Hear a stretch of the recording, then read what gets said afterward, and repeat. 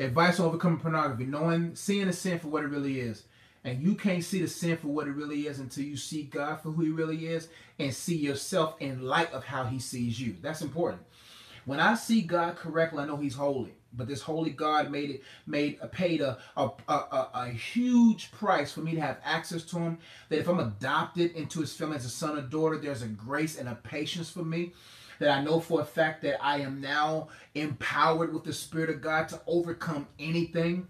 And when you are completely aware of that, you will then begin to see your perspectives change. When you get connected to the person of God, your perspectives change. When your perspective change, you'll see porn for what it really is, or how it distorts your mind. What helped me was seeing God correctly, seeing me correctly, and seeing the sin for what it really is. When I began to become enlightened by the Spirit of God, just how dangerous pornography is, and how it skews the mind, and how it sets false expectations on, like, you understand, porn stars are professionals. Most wives can't make those moves. And so when you understand how it rewires the brain into developing false expectations of what your wife will give you, or for those who are women, for what your husband can give you, then you will build an expectation, and there'll be disconnect from that person, because that person doesn't throw it back like this girl did. If she doesn't make these kind of moves, then she won't be able to be sexual pleasing to you, because you have a false expectation of sexual intimacy. Sexual intimacy, you got to understand, the devil wants to pervert that. He wants to pervert what it means to be intimate, because he knows if I can pervert that, then a woman will feel insecure, then a man will feel inadequate. If you always watching pornography, ladies, you see a man with a certain type of package, then what if you marry a person that God has for you, but it doesn't match that? Or if you been, or a man who sees a woman who has surgery, who had all her imperfections removed, and she's flexible and doing all these different things, it messes with your brain, because now when you meet a woman who doesn't have the money for surgery, you meet the woman who has flaws, because everyone has flaws, but they actually have makeup and all that stuff to patch those flaws up. But when you're aware, oh man, this stuff is nothing but Photoshop, fake, patched up stuff. Ain't nobody that perfect.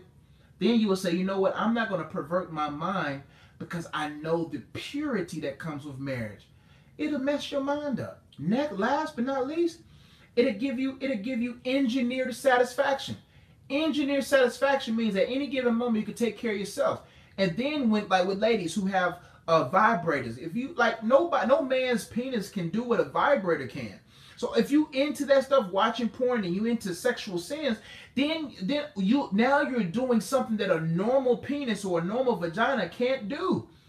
Vibrating, no penis can do that. And then when you're looking at all these other things sexually with your hand, fellas, man, that's on-demand satisfaction.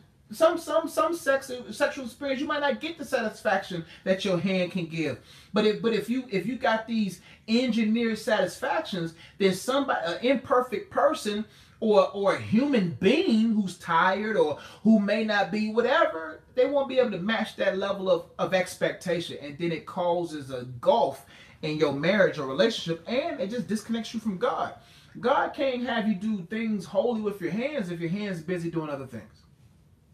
Hope that helped. I didn't really get specific about the pornography thing.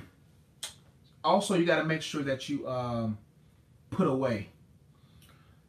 Those who want freedom, thanks for answering, Coach Josh. That was very helpful. Many blessings. When you really want to be free from something, you will do what it takes. If that means getting the Wi-Fi out of your house, if that means getting a data plan off your phone, you gotta really put away. And anything that you try to get rid of in the beginning, it's going to be difficult, because you actually have a soul tie to yourself. You have a soul tie to technology. When I begin to really look at how pathetic it was to do all of that, when I used to eat those honey buns all the time, and I looked at myself, when you look yourself in the mirror at 310 pounds, you get disgusted. There's an anointing with disgust. Only the divine can make you disgusted over sin, because you've tasted something delicate. When you taste something delicate and something good and delicious, when you taste something that's more delicious than sin, you'll be like, man, what I was eating, that's disgusting, man. I remember growing up, I used to frequent Chinese buffets. I used to go to Chinese buffets all the time.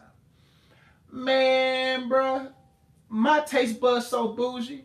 I remember my sister's graduation. We went to a Chinese buffet. No knock to my sister. I love my sister. I'm not sitting there saying, I have anything against Chinese buffet because, if I find me a good one, I'll go there. But I was like, I used to love this food, and my taste buds was so bougie. My taste buds is high fructose free. My taste buds is gluten free at times. My taste buds is bougie, but I like herbs and spices. My taste buds are bougie now. And then when I eat some of that stuff, I'm like, man, this stuff is not that good, because I tasted better. When your taste buds have tasted something more delicious than sin, you would begin to bite. Once you bite in that sin again, you'd be like, what am I biting into? The condemnation alone, condemnation is constipation. When you eat stuff that your body doesn't agree with, and it starts constipating inside of you, that's what condemnation is. Like, man, I don't got time to be on this spiritual toilet all day dealing with spiritual constipation. No. So it makes you not want to eat that stuff again because of how it makes you feel. Whatever you're closest to will determine how you feel about that thing. If you're closer to sin, when you get around God, you're uncomfortable. When you're close to God, when you get around sin, you're uncomfortable. It's all about positioning yourself into God, allowing God to prune you, changing your perspective on pornography, and seeing pornography for what it really is, and be like, man, I tasted something better than this. I tasted something. See, when you're around lust, you expect lust. When you're around love, you expect love. So right now, I don't lust after my wife. I love my wife because there was no recent close actions of lust, and it is better that way because your mind is free. You're not trapped by fantasies, praying, fasting, purging.